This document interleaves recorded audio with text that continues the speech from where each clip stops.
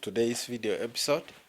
In this episode, we are going to take a look at the key takeaways from CoP28, which happened in Dubai, which ended on 12th of December 2023.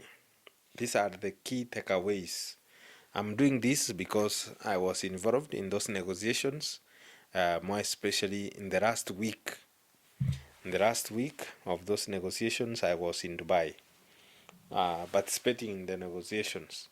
So the key thing which we were looking forward to is the ban or the prohibition of use of fossil fuels.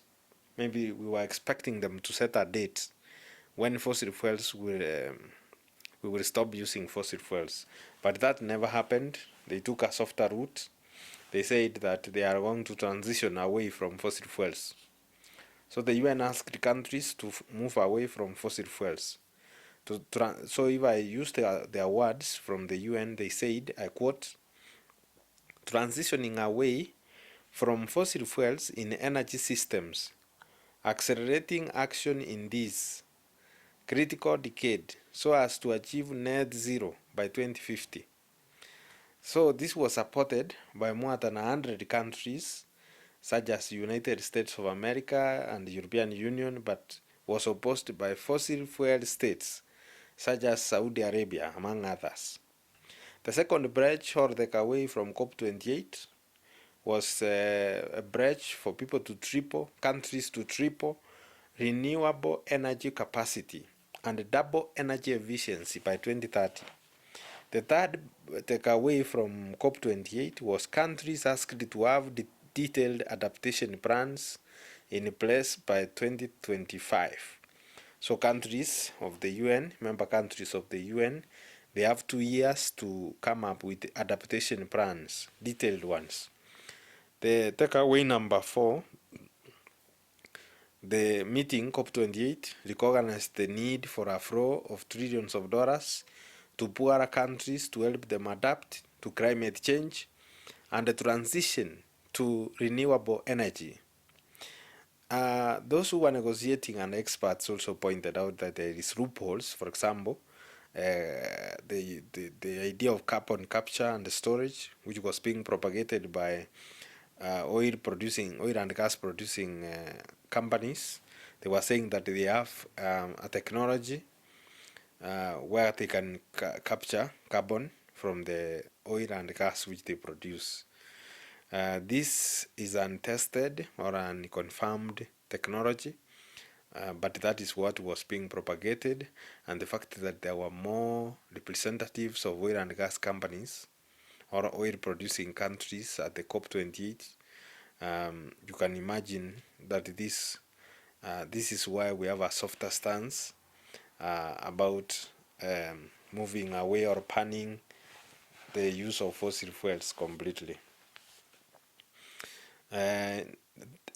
Finances were also a key issue which was discussed at COP28.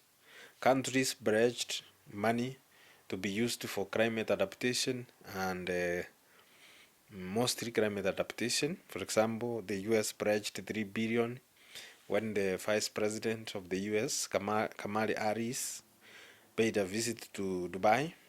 She pledged $3 billion from the US, which could go to Green Climate Fund. The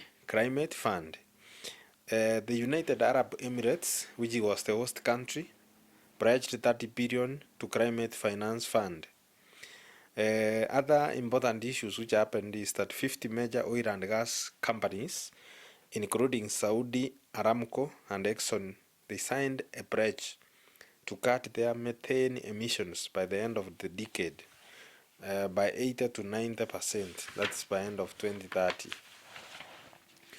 US and China, which are major two biggest emitters of carbon dioxide or of emissions. China is known to emit more carbon dioxide than the rest of the developed countries or the developed world combined. The next COP29, which is now The next one is CoP29, because we have finished with CoP28. It will happen in a landlocked country known as Azerbaijan. Azerbaijan is another oil and gas producing nation, and this is where the climate change talks will be taking place in 2024. This will be known as COP29. A few facts about Azerbaijan is: one, the capital city is Baku. Two, it is a former Soviet republic. Three, this population is around 10 million. This GDP was $146 billion in 2021. The prime minister, current one, is called Ari Asadov. He's aged 67. The country Azerbaijan borders Russia, the Caspian Sea. It borders Iran. It borders Armenia. It borders Georgia. Those are the neighboring countries. Key ethnic groups in Azerbaijan is Azeris, who form 9/10 of the population. Minorities are Georgians, Russians, and Armenians. In terms of religion, it is a Muslim. It is mostly Muslim, because 96.9% of the population are Muslims, 3.1% are Christians and others. When we look at Muslims closely, 3/5, 3/5 is Shia Muslims, a third is Sunni.